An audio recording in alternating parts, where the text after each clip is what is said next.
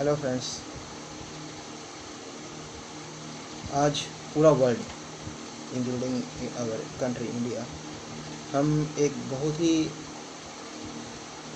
कठिन परिस्थितियों से गुजर रहे हैं। पूरा वर्ल्ड आज कोरोना वायरस कोविड-19 एपिडेमिक के गिरफ्त में है और हमारे साइंटिस्ट, हर सिस्टम मेडिसिन के डॉक्टर्स, सोशल वर्कर्स, गवर्नमेंट इससे फाइट करने में लगी हुई है। और जब से आयुष डॉक्टर्स को भी परमिशन मिली है कि हम भी कोरोना पेशेंट्स को जाकर उनका ट्रीटमेंट कर सकते हैं, हम उसकी प्रिवेंटिव मेडिसिन आम लोगों में बांट सकते हैं, तब से हमारे फील्ड से रिलेटेड हमारे होम्योपैथिक कई ऐसे ग्रेट डॉक्टर्स हैं जो अपने लेवल पे बहुत अच्छा काम कर रहे हैं। और जैसे कि डॉक्टर लजार फ्रॉम केरल, उन्होंने बहुत अच्छा वर्क किया है, कर रहे हैं कोरोना वायरस को प्रिवेंट करने और उसको ट्रीट करने के लिए। ऐसे डॉक्टर्स हमारे लिए प्रेरणा स्रोत हैं और हम भी उनकी प्रेरणा से अपने लेवल पे, अपने स्टेट में, अपने रीजन में अच्छा वर्क करने की कोशिश करेंगे। ऐसे डॉक्टर्स को मेरा सैल्यूट, जो चाहे वो किसी भी साइंस से रिलेट करते हो, एलोपैथी, आयुर्वेद, होम्योपैथ, यूनानी एक्सेट्रा, जो अपना, ये ज़रूरी नहीं है कि हर डॉक्टर क्वारंटाइन सेंटर या ऐसे सेंटर जहाँ पे कोविड-19 पॉजिटिव पेशेंट्स का ट्रीटमेंट चल रहा है वहाँ डायरेक्टली जाकर अपनी सर्विस दे। यह काम हम अपनी क्लिनिक में बैठ के भी कर सकते हैं, क्योंकि homeopathic science is a limitless science. हमारा दायरा, होम्योपैथी का दायरा बहुत बड़ा है। हम न केवल इसको प्रिवेंट कर सकते हैं कोरोना वायरस के इफ़ेक्ट को, प्लस ट्रीटमेंट भी कर सकते हैं। यहाँ तक कि कोरोना एंड अभी हमारे देश में लॉकडाउन चल रहा है, तो लॉकडाउन की वजह से लोगों को काफ़ी परेशानियाँ का सामना करना पड़ रहा है, घर में बैठे रहना पड़ रहा है, काफ़ी रेस्ट्रिक्शंस हैं, बाहर नहीं जा सकते, बहुत लिमिटेड टाइम के लिए आप बाहर निकल सकते हैं, अपनी ज़रूरत का सामान खरीद सकते हैं, उसके बाद में सीधा घर। ऐसे में सोचिए, जो व्यक्ति बाहर, मतलब इंसान जो है वो एक्टिव एनिमल है, सोशल एनिमल है, अगर वो बाहर नहीं निकलेगा तो वो कैसे ज़िंदा रहेगा। फिर भी रेस्ट्रिक्शंस में उस रहना पड़ रहा है, काफ़ी दिक्कतों का सामना करना पड़ रहा है, economic, social, health related, mental, बहुत सारी दिक्कतों का हर व्यक्ति को, जो लॉकडाउन और कोरोना वायरस के इफेक्ट से रिलेटेड जो भी प्रॉब्लम्स है उसका सामना करना पड़ रहा है। इसमें होम्योपैथी जो है, हमारी साइंस, मैं बहुत हनीमन सर का बहुत आभार व्यक्त करना चाहूँगा। I am very grateful to great Hahnemann sir who has discovered this greatest science homoeopathy, जिसमें हम न केवल डिजीज़ का बल्कि हम हर तरह से एक ह्यूमन बीइंग को ट्रीट कर सकते हैं, उसके हर तरह की प्रॉब्लम्स को ट्रीट करते हैं, न केवल डिजीज़, उसके मेंटल प्रॉब्लम्स, उसके सोशल प्रॉब्लम्स, उसके एनवायरमेंटल प्रॉब्लम्स, है ना, हर तरह की प्रॉब्लम्स से रिलेटेड उसकी तकलीफ़ों को, उसके सिम्टम्स को हम फ्रेंड्स, होम्योपैथी से हम कोरोना पेशेंट्स का ट्रीटमेंट तो कर ही सकते हैं, पर ऐसे व्यक्ति जो लोग कोरोना वायरस से डायरेक्टली अफेक्टेड नहीं हैं, जो अपरेंटली हेल्दी हैं, पर who are suffering from bad effect of lockdown, bad effect of fear of infection, anxieties, psychological problems, ऐसे व्यक्तियों का भी हम होम्योपैथी में इलाज कर सकते हैं, क्योंकि homeopathy treats man in disease, not disease in man. हाँ, a human being is entirely ill, not just his any part or system is affected. So इस वीडियो से मैं इन्हीं सब कोरोना से होने वाले बैड इफ़ेक्ट्स को हम होम्योपैथिकली कैसे ट्रीट कर सकते हैं, इस पे चर्चा करूँगा। अभी मैंने कल देखा कि डॉक्टर क्षिति जोशी सर ने बहुत अच्छा मुहिम चलाया है अभी हमारे ग्रुप सीजी प्रेडिक्टिव ग्रुप में केस डिस्कशन का। इसको देख के मुझे भी इंस्पिरेशन मिला कि चलो मैं भी कुछ अपना नॉलेज एक्सपीरियंस आप लोगों से शेयर करूं। इसी एम से को लेकर मैंने ये वीडियो बनाया है। कुछ दिन पहले अराउंड 2 वीक्स पहले डॉक्टर दिलीप ने एक क्वेरी किया था हमारे सीजी प्रेडिक्टिव ग्रुप में। उस समय आप लोग को पता है कि हमारे ग्रुप सीजी प्रेडिक्टिव ग्रुप की सर्विसिंग चल रही थी, तो जिसकी वजह से मैं इसका रिप्लाई नहीं कर पाया था। अब जबकि हमारा ग्रुप वायरस फ्री हो चुका है, तो अब हम केसेस का डिस्कशन कर सकते हैं, अपने क्वेरीज़ का डिस्कशन कर सकते हैं।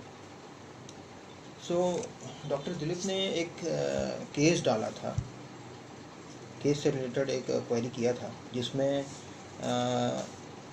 लॉकडाउन की वजह से कुछ पेशेंट्स में इरिटेबिलिटी आ गई है। उसने लिखा था कि लॉकडाउन की वजह से कुछ पेशेंट्स में इरिटेबिलिटी आ गई है।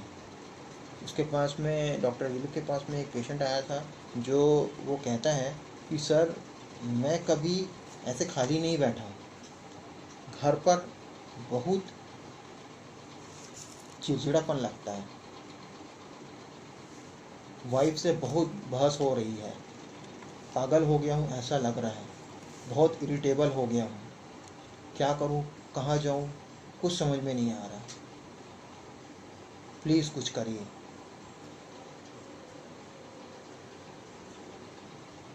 Patient was a working person. He was not able to go to his office. He was not able to work because of the lockdown. So इसमें उन्होंने डॉक्टर दिलीप ने पूछा था कि कैसे इस केस को हम में क्या अप्रोच रहना चाहिए, हम कैसे उसके इसमें क्या रूब्रिक्स हो सकते हैं, हम कैसे उसकी प्रॉब्लम को सॉल्व कर सकते हैं।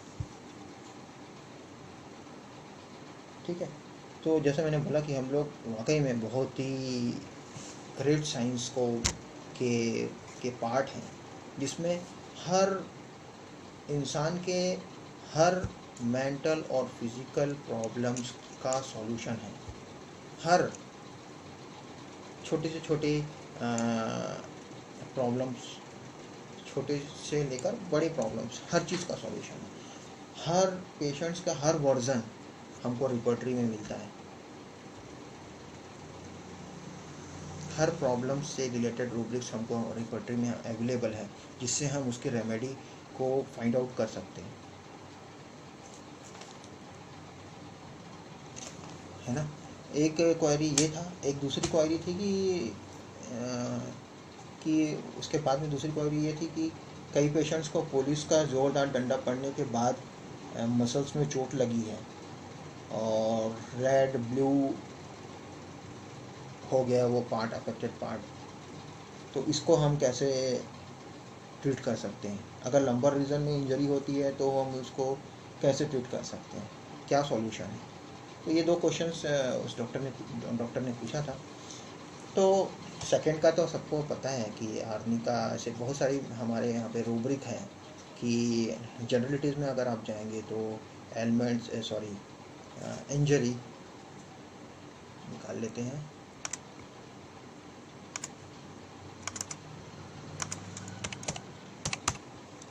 Injury, blows, falls and bruises, इसमें सारे इंजरी की मेडिसिन हैं। और अभी जो डंडा पड़ने के बाद में जो इंजरी होती है, sore, lame, bruised feeling, extravasation of blood, clear cut indication of arnica. Arnica और उससे उसकी जैसी बहुत सारी मेडिसिन हैं हमारे पास में जिससे हम ऐसे पेशेंट्स को ट्रीट कर सकते हैं, है ना। इसमें ठीक है, कंट्यूज़न है, ये अपन रूब्रिक में मेडिसिन ढूंढ सकते हैं। Injuries, blows falls, bruises, contusions या इंजरी ऑफ सॉफ्ट पार्ट। अगर बटक्स में इंटरनल मसल्स या लिगामेंट टियर होती है डंडा पड़ने की वजह से, या अंडर या फिर डेलिकेट कोई ब्लड वेसल इंजर्ड होता है, तो उसकी मेडिसिन हम इसमें ढूंढ सकते हैं। अगर एक्स्ट्रावेसेशन है इंजरी की वजह से, जैसे ब्लूइश, ग्रीनिश, रेडिश हो गया वो पार्ट, तो उसकी मेडिसिन देख सकते हैं। Injuries, blow, falls and bruises, extravasation with, इसमें बहुत सारी 36 मेडिसिन हैं, ठीक है। तो ये तो आप हर कोई निकाल सकता है, चोट की मेडिसिन तो हर कोई निकाल सकता है। हम फर्स्ट वाली क्वेरी पे आज चर्चा करेंगे जो बहुत इम्पोर्टेंट है। तो देखिए, हम पेशेंट क्या कह रहा है उसको समझने की कोशिश करते हैं और उसकी रूब्रिक ढूंढते हैं रिपर्टरी में। तो जैसा पेशेंट क्या बोल रहा है इसमें कि मैं सर आज तक कभी खाली नहीं बैठा, इस लॉकडाउन के चक्कर में मेरे को खाली बैठना पड़ रहा है, मैं ऑफिस नहीं जा पा रहा हूँ, घर में वाइफ से लड़ाई हो रही है, मैं बहुत चिड़चिड़ा हो गया हूँ, ठीक है। तो मेन यहाँ पे प्रॉब्लम क्या है? खाली बैठना। खाली बैठने की वजह से पेशेंट चिड़चिड़ा हो गया है, जिसकी वजह से लड़ाइयाँ हो रही है। तो इसके लिए हमारे इसमें बहुत अच्छा रूब्रिक है ना। माइंड चैप्टर अगर आप खोलते हैं,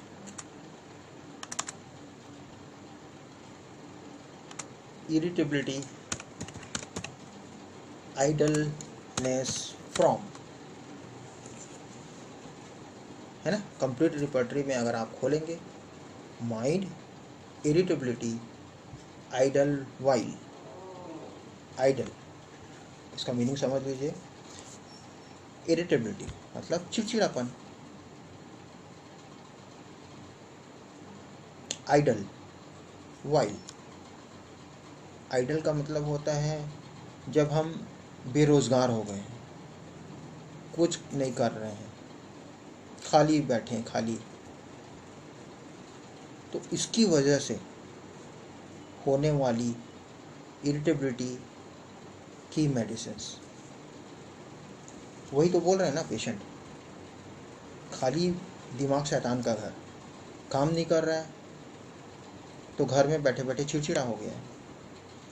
सो इरिटेबिलिटी, आइडल, वाइल, इसमें 7 मेडिसिन हैं कंप्लीट रिपर्टरी में।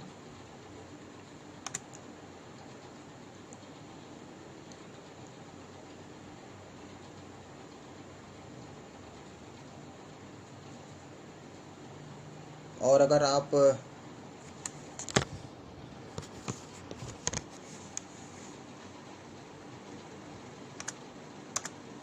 दूसरे, इसमें 7 मेडिसिन हैं और देख लेते हैं इसमें आपके सिंथेसिस रिपर्टरी में कितनी मेडिसिन हैं।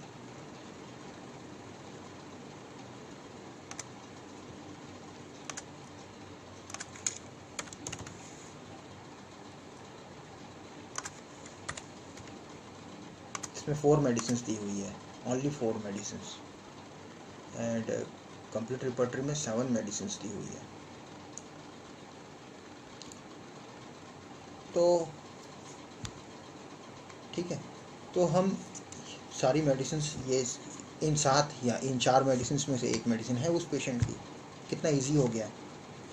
बस अब हमको क्या करना है कि हमको अब ये मेडिसिन को रूल आउट करना है according to the disposition and basic need of patient, है ना। चलो अपन नेक्स्ट एक और आगे कुछ और सिम्टम है, मेंटल सिम्टम। इसमें पेशेंट क्या क्या बोलता है कि ऐसा लगता है सर कि मैं पागल हो गया, बहुत इरिटेबल हो गया, क्या करूं, कहाँ जाऊं, कुछ समझ में नहीं आ रहा है। इसके लिए भी अपने पास रूब्रिक है। यहाँ पे पेशेंट बोल तो रहा है कि मैं पागल हो गया हूँ, ऐसा लगता है, मतलब इसमें अपने को फियर ऑफ, यहाँ पे डिल्यूजन, इंसेन, ये नहीं लेना है। इसके लिए रूब्रिक है mad.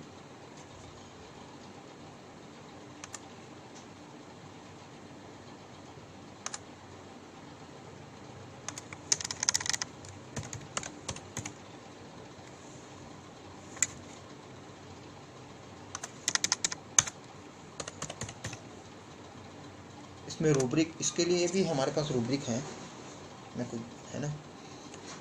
Delusion, insane become that she will, delusion, he is insane, ये दो रूब्रिक हैं। इसमें से अपने को एक रूब्रिक जो सबसे एक्यूरेट रूब्रिक हो, सुटेबल रूब्रिक, हमने को इन दोनों में से एक लेना है, ठीक है।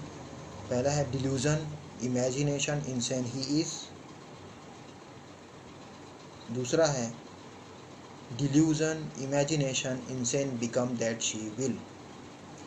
यहाँ पे पेशेंट की वर्जन को हम फिर से समझते हैं। पेशेंट बोल रहा है कि ऐसा लग रहा है कि मैं पागल हो गया, बहुत इरिटेबल हो गया, क्या करूँ, कहाँ जाऊँ, कुछ समझ में नहीं आ रहा। यहाँ पे डिल्यूजन, इंसेन, ही इज नहीं आएगा, क्योंकि पेशेंट को यकीन नहीं है कि वो पागल हो गया है।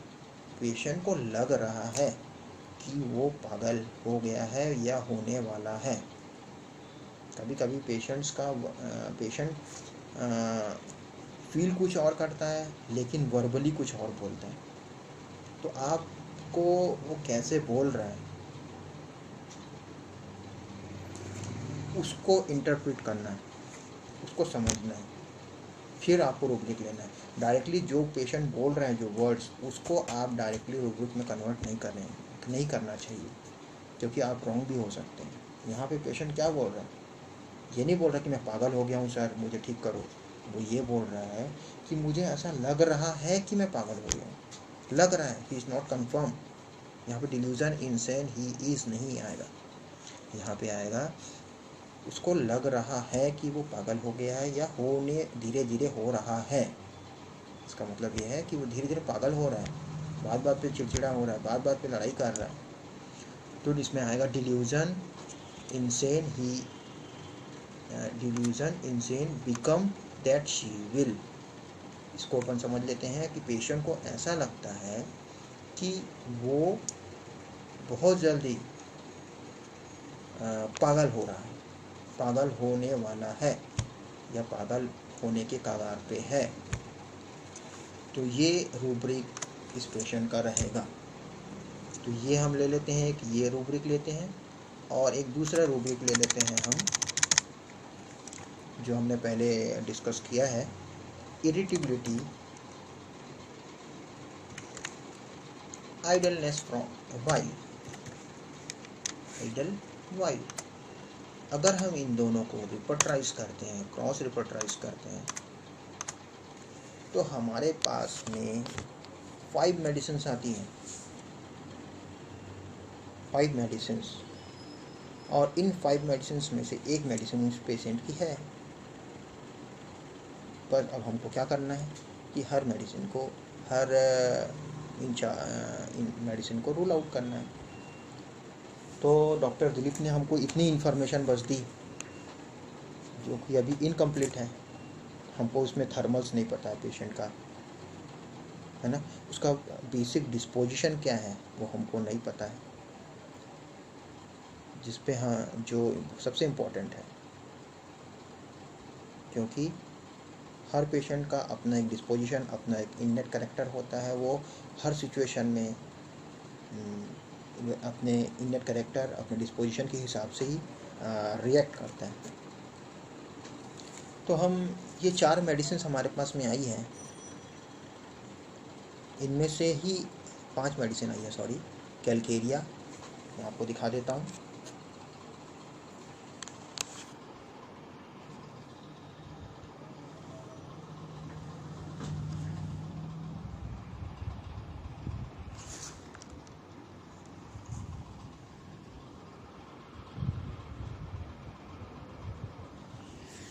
पॉसिबल नहीं हो रहा है।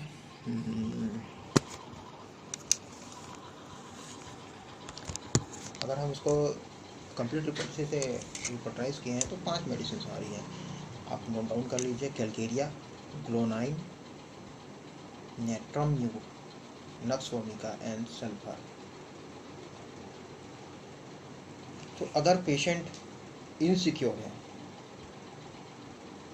कैलकेरिया हम कब देंगे? अगर हमारा पेशेंट इनसिक्योर है। कैलकेरिया का मेन थीम क्या है? Insecurity,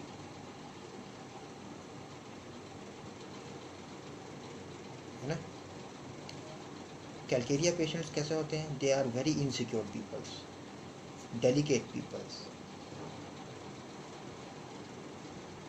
insecurity about they have all type of insecurities like physical insecurity कि मुझे कहीं चोट तो नहीं लग जाएगी, मैं बहुत डेलिकेट हूँ, मुझे बच के चलना है, मुझे फिजिकल एक्सर्शन नहीं करना है, खेलना नहीं है बच्चा है तो बस बैठ के देखना है या इंडोर गेम्स खेलना है।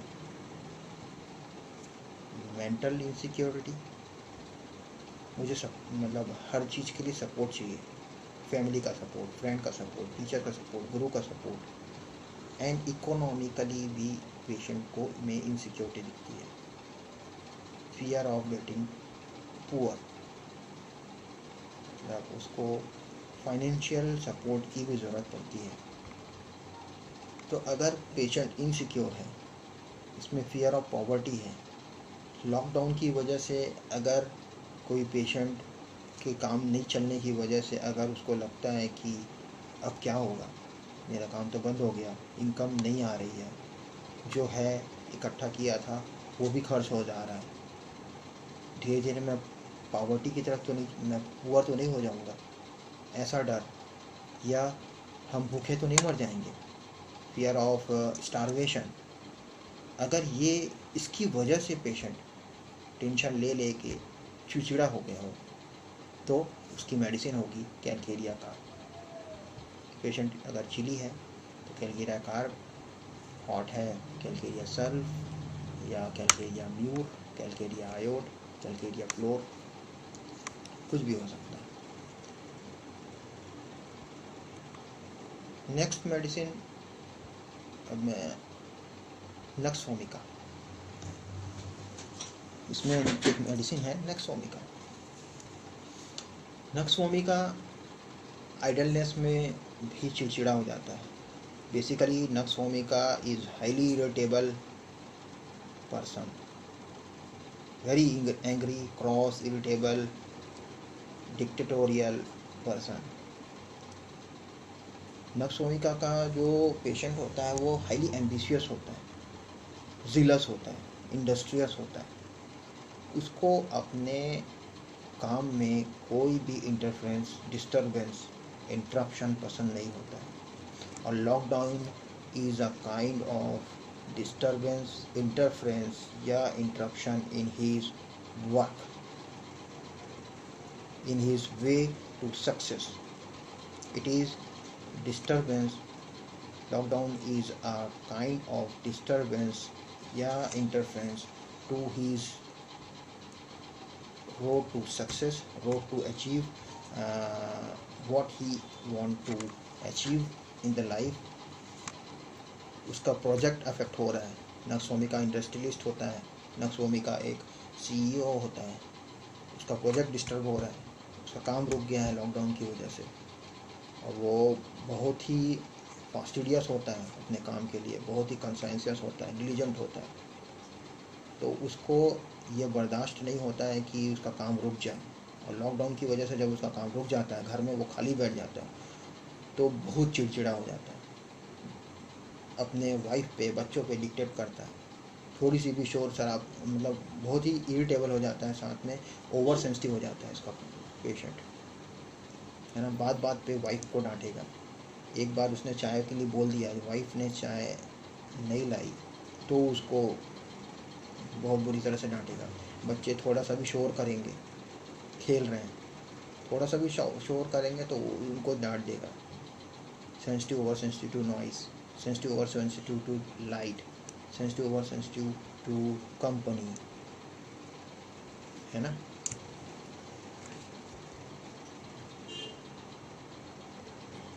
कैलकेरिया और नक्सोमिका में डिफरेंस क्या है कि कैलकेरिया इनसिक्योरिटी की वजह से इरिटेबल हो जाता है और नक्सोमिका अपना काम नहीं करने की वजह से जो उसको लॉस हो रहा है, जो उसका जो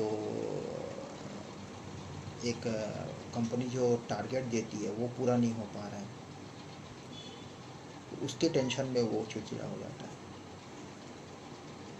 एक और बहुत अच्छा रूब्रिक है आइडलनेस या आइडल से रिलेटेड, वो है अल्कोहलिज्म।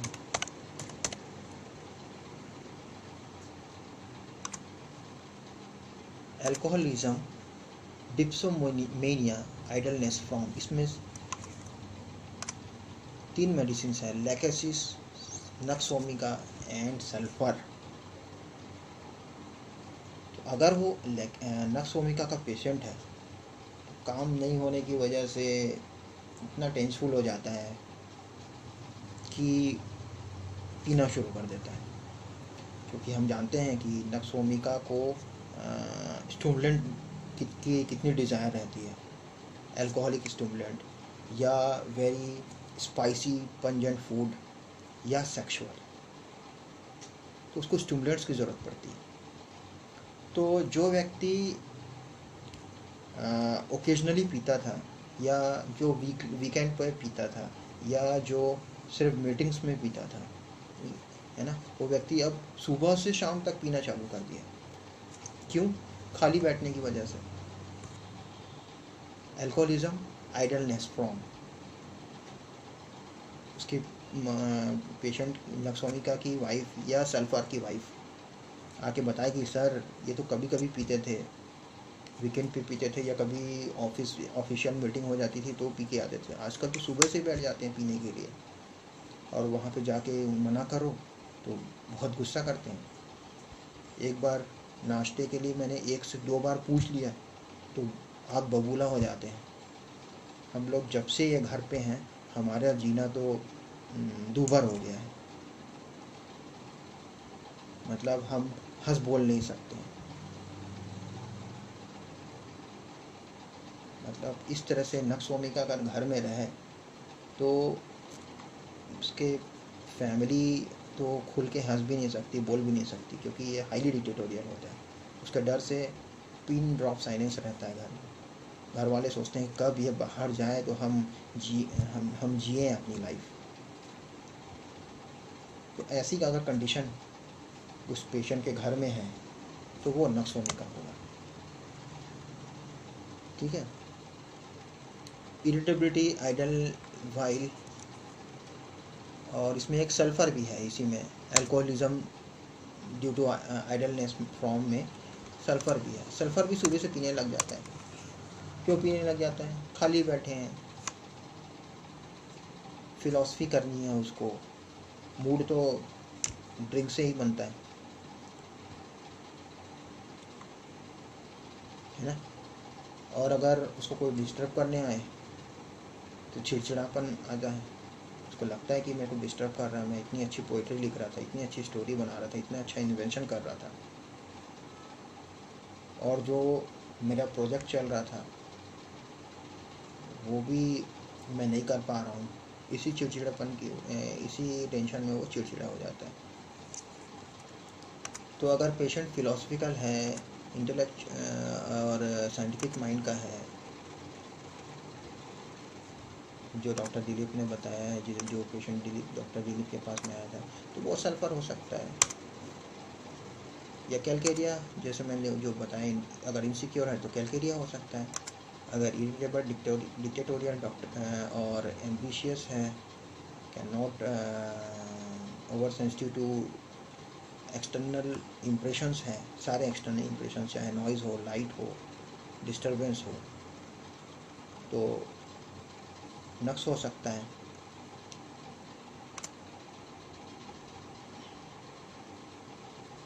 या 2 और मेडिसिन बचती है इसमें जो हमारे क्रॉस रेफर्टाइजेशन के बाद में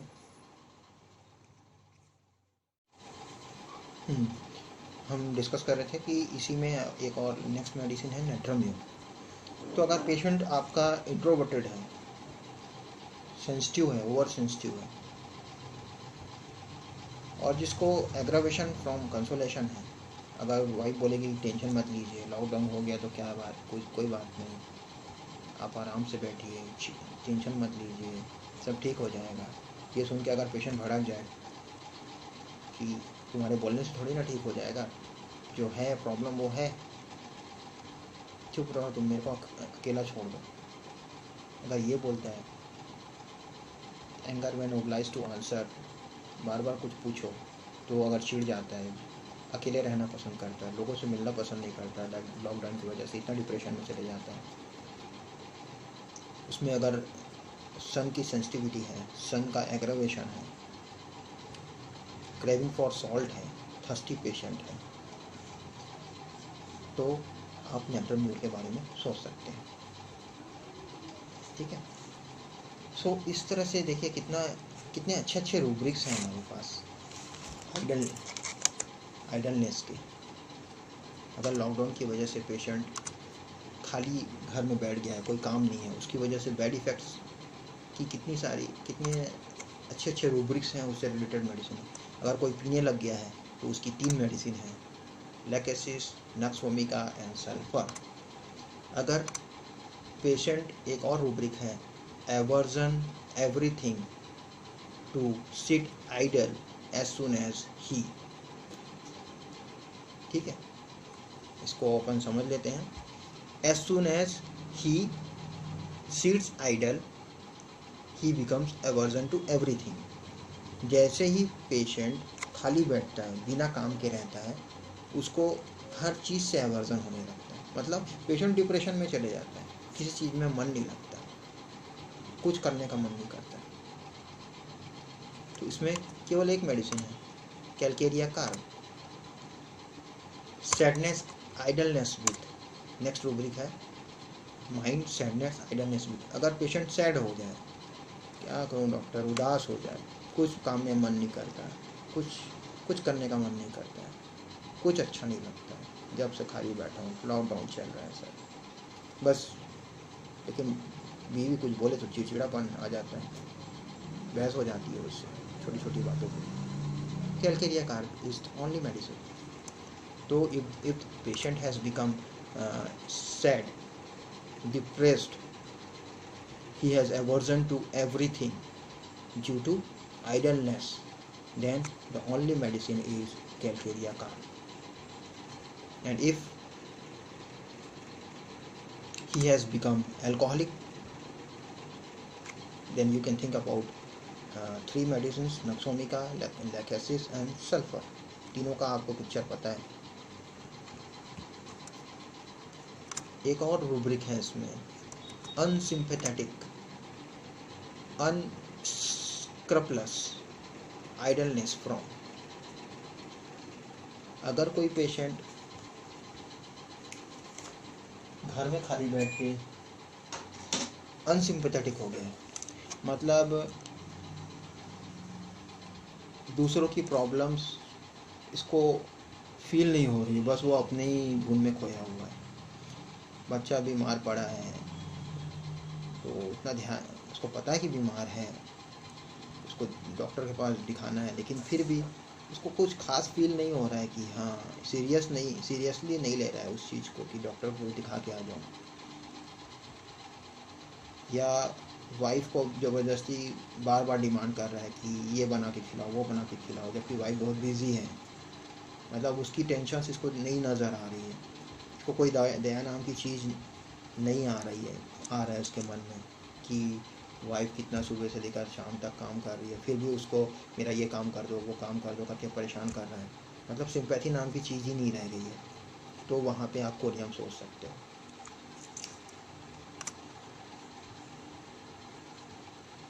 तो देखा आपने कि एक कॉमन सिचुएशन के लिए हमारे पास कितने अच्छे रूब्रिक्स हैं और उससे रिलेटेड मेडिसिन हैं। तो हम ब्यूटीफुली हम मतलब पेशेंट्स के ऐसे कॉमन प्रॉब्लम्स को, जो हमारे लिए तो कॉमन है लेकिन उसके लिए गंभीर प्रॉब्लम है, सोशली भी गंभीर प्रॉब्लम है, उसको हम कितनी आसानी से सॉल्व कर सकते हैं। लास्ट में मैं अब आपसे अपना एक केस डिस्कस करना चाहता हूँ जो कोरोना से रिलेटेड है। कोरोना जैसे सिम्टम्स अगर हमारे पास पेशेंट्स आते हैं तो हम होम्योपैथिकली कैसे उनको ट्रीट कर सकते हैं, वो मैं आपको इस केस के माध्यम से समझाना चाहता हूँ।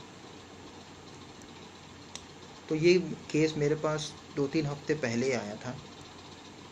उस समय लॉकडाउन की शुरुआती दौर में था और शासन से आदेश आ चुका था कि हमको क्लिनिक्स भी बंद रखनी है और कोरोना जैसे पेशेंट्स को देखना भी नहीं है।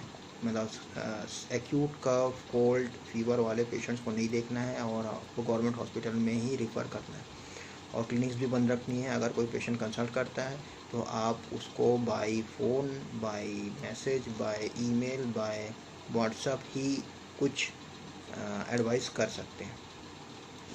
तो मेरे पास इनमें एक पेशेंट का कॉल आया, एक व्यक्ति का कॉल आया। उसने बताया, वो मेरा काफ़ी पुराना पेशेंट है, उसकी फैमिली, पूरी फैमिली मेरी पेशेंट है उस व्यक्ति की। तो उसने मुझे कॉल किया है 3 वीक्स बिफोर, बताया कि उसकी वाइफ को सीवियर कफिंग हो रही है, ड्राई कफ सीवियर, साथ में फीवर भी है, बॉडी पेन है, चेस्ट पेन है ना। तो उसने मुझे बताया कि सर ऐसी ऐसी प्रॉब्लम है, प्लीज़ आप क्लिनिक खोल रहे हैं क्या, मैं आके दिखाऊं क्या वाइफ को। तो मैंने उसको बोला कि नहीं, क्लिनिक्स तो बंद है, आप गवर्नमेंट भी हमको अलाउ नहीं कर रही है कि हम एक्यूट केसेस देखें। तो आप एक काम करिए, आप अपनी वाइफ को जाके गवर्नमेंट हॉस्पिटल में ले जाइए, वहाँ चेकअप करवाइए और उनका ट्रीटमेंट करवाइए, अभी तो मैं नहीं कर पाऊँगा। तो बोले नहीं सर प्लीज़, बहुत रिक्वेस्ट करने लगा, प्लीज़ कुछ करिए मेरी वाइफ के लिए, क्योंकि हम एलोपैथिक ट्रीटमेंट ले चुके हैं, फिर भी उसकी खांसी नहीं रुक रही है, उसकी कंडीशन बहुत ख़राब है। और हम कोरोना, डॉक्टर ने तो बोल दिया है कि इसको कोरोना हो सकता है, आप गवर्नमेंट हॉस्पिटल ले जाके इसका चेकअप करवाओ। तो सर उसने एलोपैथिक मेडिसिन ली, फिर भी इसको कोई रिलीफ नहीं मिल रहा है, प्लीज़ आप कुछ तो गाइड करिए, कुछ तो हेल्प करिए। तो मैंने बोला चलो ठीक है, मैं जो कर सकता हूँ, जो अब ठीक है, आप बताइए आप अपनी प्रॉब्लम्स क्या क्या हो रही है, मुझे जो मेडिसिन अगर समझ में आती है तो मैं आपको एडवाइस कर दूँगा, वो आप मेडिकल स्टोर से लेके दे दीजिएगा। अगर रिलीफ मिले तो ठीक है, नहीं तो फिर आपको गवर्नमेंट हॉस्पिटल जाना ही पड़ेगा, उसका चेकअप करवाना पड़ेगा। तो नंबर ठीक है, मैंने पूछा कि चलो क्या क्या तकलीफ़ें हैं, आप मेरे को थोड़ा सा विस्तार से बताइए। तो उसने बताया कि उसको करीब 1 हफ्ते से बहुत ही सीवियर कफ, खांसी आ रही है, एकदम ड्राई कफ है और खांस के उसके पूरे बॉडी में दर्द है, चेस्ट में, एब्डोमेन में, बैक में, लिम्स में। उसको फीवर आ रहा है काफ़ी, खांसी की वजह से वो सो नहीं पा रही है। ख़ास तौर पे सर जब वो लेटती है ना, तब उसको खांसी बहुत ज़्यादा आती है। और अभी तो वो, मैंने बोला अगर वो बात कर सकती हैं क्या, थोड़ा सा उनसे बात करवाइए। तो बोले सर उसको इतनी खांसी है ना कि वो आपसे बात नहीं कर पाएगी, मैं ही आपको इन्फॉर्मेशन दे पाऊँगा। और कुछ ख़ास बात? तो उसने बोला कि हाँ, वो बोलती है कि जब भी वो राइट साइड में सो रही है ना तो उसको ज़्यादा खांसी आ रही है। लेटने से खांसी तो बढ़ती ही है, बैठने से ज़्यादा या खड़े हैं तो उस समय उतनी खांसी नहीं आती, लेकिन लेटने से तो खांसी बढ़ती है। लेकिन अगर वो राइट साइड करवट लेके सोए ना तो बहुत सीवियर खांसी होती है और पेन चालू हो जाता है। अच्छा, मैंने उनको बोला, पूछा कि क्या रिएक्शन है आपकी वाइफ का, इतनी खांसी हो रही है, आपने एलोपैथिक डॉक्टर्स को भी दिखाया, वो भी नहीं ठीक कर पाए, क्या उनका क्या रिएक्शन है, उनके स्वभाव में क्या चेंज आया है, किस तरह से ले रही वो अपनी बीमारी को। तो उसके हस्बैंड ने बताया, सर वो तो एकदम बिंदास है। बोलती है कि वो हम पूरे फैमिली वाले इतने टेंशन में हैं, उसकी खांसी ठीक नहीं हो रही है, कोरोना का ऐसा डर है हमारे घर में, लेकिन वो तो उसके में डर दिखाई नहीं देता। इतनी सीवियर कंडीशन में भी क्या बोलती है कि अरे तुम टेंशन मत लो, मैं ठीक हो जाऊंगी, बस तुम वो डॉक्टर मानिकपुरी को कॉल करो, वो मेडिसिन बताएंगे, 100% मैं ठीक हो जाऊंगी। ये एलोपैथिक वगैरह मेडिसिन में इसका कोई इलाज नहीं है, मैं नहीं करवाने वाली मेडिसिन। मतलब मैं तो पहले ही मना कर रही थी कि मेरे को सिर्फ उन्हीं से इलाज करवाओ, आप ही ले गए हो, आपकी वजह से ही मैंने एलोपैथिक मेडिसिन ली, तो भी ठीक नहीं हुआ और नहीं होगा। सिर्फ होम्योपैथी से ठीक हो सकती हूँ और उन्हीं की मेडिसिन से ठीक होंगी, और आप टेंशन मत लो। वो तो बोलती है कि इतनी जल्दी मैं आपका पीछा नहीं छोड़ने वाली, ये मत सोचो कि मैं मरने वाली, मेरा कोरोना वोरोना कुछ नहीं बिगाड़ सकता, मुझे कुछ नहीं होगा। तो वो एकदम टेंशन फ्री है सर, ज़्यादा उसको कोई डर ही नहीं है ना। बस प्लीज़ सर आप मेरे को कुछ तो मेडिसिन सजेस्ट करिए कि उसकी खांसी ठीक हो जाए। और हमारी फैमिली बहुत टेंसफुल माहौल है, उसकी वजह से सब लोग बोल रहे हैं कि ट्रीटमेंट करवा लो, गवर्नमेंट हॉस्पिटल जाओ, कोरोना का चेकअप करवाओ, लेकिन वो मानने को तैयार नहीं है। तो वो बोलती है कि मैं होम्योपैथी से ही ठीक हो जाऊँगी, मैं डॉक्टर मानिकपुरी की मेडिसिन से ठीक हो जाऊँगी और कहीं जाने की ज़रूरत नहीं है, आप लोग टेंशन मत लो, आप लोग डरो मत, मेरे को कुछ नहीं होगा। बस एक इतनी इन्फॉर्मेशन दी, इसके बेसिस पे मैंने मेडिसिन सेलेक्ट की और पेशेंट 24 आवर्स में ही उसकी सीवियर कफिंग ठीक हो गई, पेन ठीक हो गया, फीवर ठीक हो गया। और अभी कुछ दिन पहले 2 डेज़ बिफोर मेरे पास में अपने छोटे बच्चे का एक्यूट उसको मेरे ख्याल से डायरिया वगैरह कुछ हो रहा था, तो उसके ट्रीटमेंट के लिए आए थे। तो अभी एकदम परफेक्टली ओके है, नो प्रॉब्लम। ठीक है, तो अभी मैं आपको आगे बताता हूँ कि मैंने कैसे इस केस को सॉल्व किया। सबसे पहले आप होम्योपैथिकली चाहे एक्यूट केस को डील करो या क्रॉनिक केस को डील करो, एकदम अनप्रिजुडाइज्ड होकर केसेस को देखो।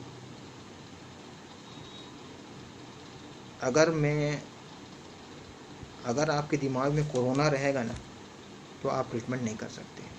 इस बात को दिमाग से निकाल दो कि मैं कोरोना का ट्रीटमेंट कर रहा हूँ। इस बात को दिमाग में रखो हमेशा कि मैं पेशेंट का ट्रीटमेंट कर रहा हूँ। पेशेंट जो मुझे साइन एंड सिम्टम्स देगा, मुझे उसको ठीक करना है, पेशेंट को ठीक करना है, ना कि कोरोना वायरस को। ठीक है, तो यहाँ पे पेशेंट का रिएक्शन और पिक्यूलियर साइन एंड सिम्टम्स दोनों मिला के अपने को प्रिस्क्राइब करना है, बहुत इजी है। तो सबसे कैरेक्टरिस्टिक क्या है इस केस में, इतनी छोटी सी हिस्ट्री में बहुत सारी चीज़ें कैरेक्टरिस्टिक मिल रही है अपने को। सबसे पहला कैरेक्टरिस्टिक सिम्टम क्या है, कफ एग्रेवेटेड बाय लाइंग डाउन, है ना। फिजिकली जो पहला कैरेक्टरिस्टिक सिम्टम है वो भी स्पेसिफिकली राइट साइड में लाइंग डाउन से एग्रेवेशन है। और मेंटल लेवल पे क्या है रिएक्शन पेशेंट का, पेशेंट को कोई डर ही नहीं है। वो तो बोलती है कि मैं अपने पति को बोलती है, टेंशन मत लो तुम, इतनी जल्दी मैं तुम्हारा पीछा नहीं छोड़ने वाली, मैं मरने वाली नहीं हूँ, मैं होम्योपैथी से ठीक हो जाऊँगी, डॉक्टर मानिकपुरी को कांटेक्ट करो, मेडिसिन वो बताएंगे, मैं ठीक हो जाऊँगी, कोई ज़रूरत, मैं एलोपैथी से ठीक नहीं होंगी, होम्योपैथी से मैं ठीक हो जाऊँगी, तुम टेंशन मत लो। सब लोग टेंसफुल हैं उसके घर में, लेकिन इसको कोई टेंशन नहीं है, बोलती मैं ठीक हो जाऊँगी, मेरे को कुछ नहीं होने वाला। क्या ये क्या है, what is this, how you will convert this into a rubric? ये पिक्यूलियर है पेशेंट में।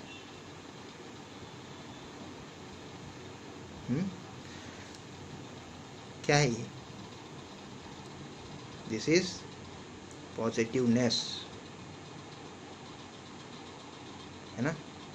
पॉजिटिवनेस का मतलब है कि देयर इज नो नेगेटिविटी, ठीक होंगी ही होंगी, मुझे कोई कुछ नहीं हो सकता।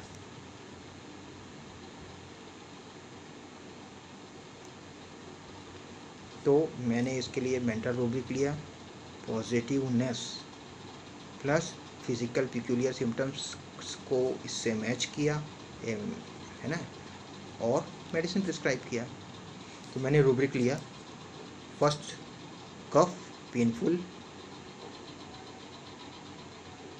ठीक है। Rubric selection is an art, और ये आप धीरे धीरे जैसे जैसे यूज़ करते जाएंगे, जैसे जैसे समझते जाएंगे, आपको रूब्रिक सिलेक्शन आते जाएगा। आपको प्रैक्टिस करनी पड़ेगी, अपने माइंड को ट्रेन करना पड़ेगा रूब्रिक्स को समझने, उसको पिकअप करने का।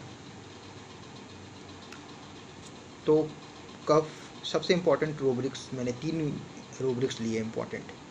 पहला, कफ वॉज वेरी पेनफुल, हर जगह पेन था कफ की वजह से, जो कि कैरेक्टरिस्टिक है। कफ पेनफुल लिया, cough lying down while aggravation, sorry, dry cough was dry, so dry cough lying while aggravation and mind में पॉजिटिवनेस। ये 3 रूब्रिक्स मैंने सेलेक्ट किए,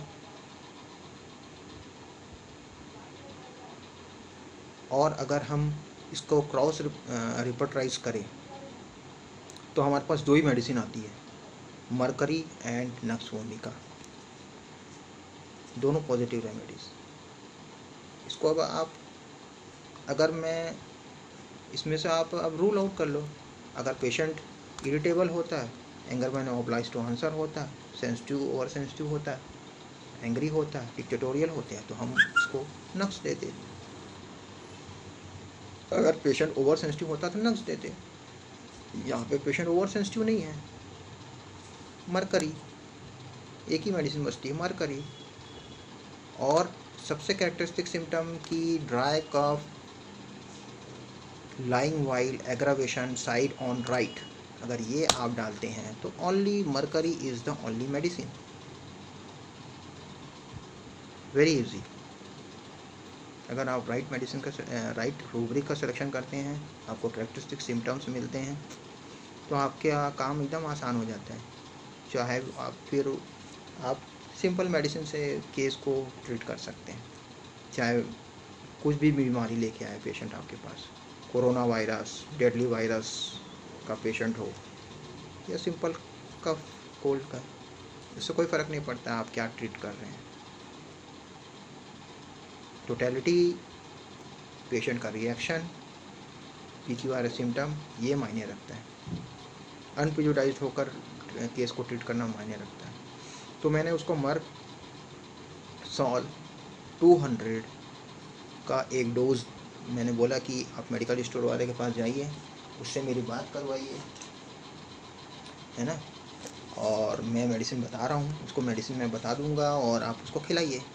तो मैंने उस मेडिकल स्टोर वाले को बोला कि भैया इसको मर्क सॉल 200 एक सिंगल डोज बना के दे दो, और SL 30 TDS खाने के लिए दे दो।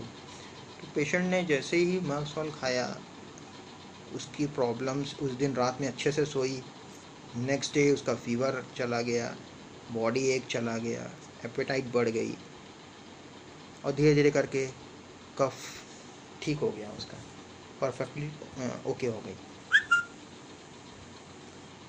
सो हम सिंपल अप्रोच से भी केस को सॉल्व कर सकते हैं। हमको डिल्यूजन्स नहीं आते, डेलीरियम्स नहीं आते, कोई बात नहीं, इसकी ज़रूरत भी नहीं है। हर जगह पे आपको डिल्यूजन, डेलीरियम्स नहीं मिलेंगे। सिंपल जो दिखता है, जो कैरेक्टरिस्टिक है, वो लीजिए और केस को आप सॉल्व कर सकते हैं। आई होप मेरे इस वीडियो से आप लोगों को कुछ तो कुछ फ्रूटफुल मिला होगा, जिससे आपकी प्रैक्टिस में हेल्प मिले। मेरे एक्सपीरियंस से आपको शायद कुछ सीखने को मिला होगा जो आपके लिए यूज़फुल हो, और आप ज़्यादा से ज़्यादा लॉकडाउन और कोरोना वायरस या और एक्यूट प्रॉब्लम से सफ़र कर रहे हैं पेशेंट्स को रिलीफ दे पाओ, इस उम्मीद से मैं अपना ये वीडियो आपके बीच में शेयर कर रहा हूँ और उम्मीद करता हूँ कि लॉकडाउन जल्दी ख़त्म हो, सब लोग हेल्दी हो जाएं और हम फिर से जैसे पहले हैप्पीली रहते थे वैसे रह पाएँ। धन्यवाद। Thank you all.